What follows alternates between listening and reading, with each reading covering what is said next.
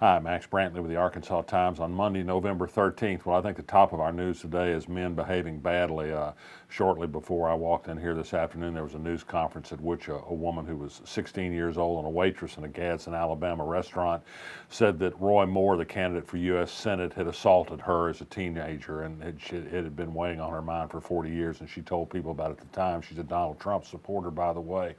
This adds to Roy Moore's problems, uncertain whether this will drive him out of the race, but it certainly complicates that race for a U.S. Senate seat. She said she was emboldened to speak by the others who'd come forward.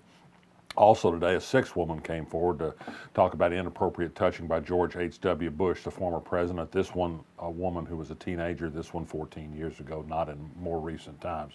And finally, on a local level, Arkansas Business had a strong story in this week's edition by Kyle Massey that said that CJRW, the big ad firm, had removed Geary Heathcott, one of its top consultant executive, not straight employee, but consultant employee, from two major state accounts, the Arkansas Industrial Development Commission and the lottery, because of inappropriate remarks he'd made to coworkers and others. He's supposedly going to talk to me later about this. He did not comment for that story, but he's been banned from CJRW offices in a story that was placed in the context of some of the ongoing reporting on men behaving inappropriately in the workplace.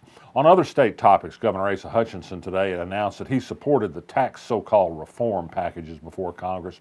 Tax cuts are more like it. He said that these would pay benefits for middle income taxpayers. He cites studies that show there'd be some trickle-down effect from these tax cuts. He did not cite the recent Arkansas Advocates for Children and Family advocacy groups report that says that many middle-income and lower-income taxpayers not only won't get much of a benefit, they may even be punished in tax rates over time, while the wealthy will receive a windfall. The governor didn't emphasize that. Also this week on the state government level, the Department of Arkansas Heritage has begun a survey on whether we should build a Civil War museum. This was a study that was mandated by legislation by Janet De La Rosa, who you may remember was a defender of the Robert E. Lee holiday. I don't think she wants a Civil War museum that commemorates slavery, most likely, which was the cause of our secession from the United States back at that time. But anyway, they're asking for input from people on whether we need to spend money and can afford a Civil War museum. Perhaps there's some other things we ought to memorialize first. Any event.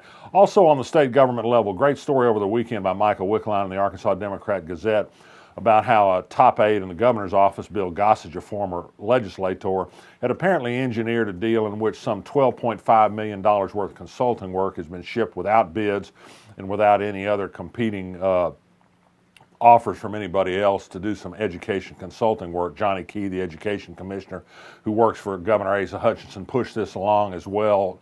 About 14 legislators and a number of bureaucrats got taxpayer-paid junkets to set them up primed to approve this deal. It doesn't look very good. It's, as one legislator, former teacher, said, this is just the same old team learning thing. It's not really anything new under the sun. Might be good, but other people do the same work. There should have been competing bids, but there were not. The swamp hasn't been drained in Arkansas just yet. Good news on the legislative front, perhaps. A handful, now a half dozen or so, young Democrats have announced for office for state legislative seats, sometimes in some strong Republican districts. They might have an uphill climb, but they've been encouraged by the national situation to get involved in politics and make a difference. They include some people, for example, that are talking about gun safety, considered off limits in Arkansas, not to these candidates. That's good news to see fresh faces at any time. First Orion, a high-tech company led by Charles Morgan, the former CEO of Axiom, says it's going to build a new headquarters building in downtown North Little Rock. It's developed software that'll help you block unwanted calls on your cell phone and unwanted entreaties on the internet as well. It's a big coup for North Little Rock. And speaking of tech park developments, the Little Rock Tech Park has begun seeking architectural plans to build a new building in its tech park in downtown Little Rock in the block between 4th Street and Capitol Avenue. Doesn't have a timeline just yet, but they hope to build a new building that may even be the entrance and include some lab work. On the sports scene, UA Little Rock announced that Chase Conk, its athletic director, has a new 5-year contract. He's done such a great job. He gets paid $178,000 a year, good bit short of the $1 million a year paid by Jeff Long, the athletic director at the University of Arkansas in Fayetteville. We reported recently that his contract had an automatic rollover. He's got 5 years left, but he may not have that much longer to work at Arkansas. Sources say that he and football coach Brett Bielema may be on their way out, in part because of the football season, but in part because of other unhappiness on the board of members of the University of Arkansas Board of Trustees. Things weren't helped over the weekend with another bad loss by the Razorback football team to LSU in a game down at Baton Rouge. And that was perhaps emphasized Sunday when they announced the arrest of Cole Kelly, one of the Hogs quarterbacks, for suspicion of driving while intoxicated after he returned to Fayetteville after the losing game in Baton Rouge, his home state, where he didn't see much action.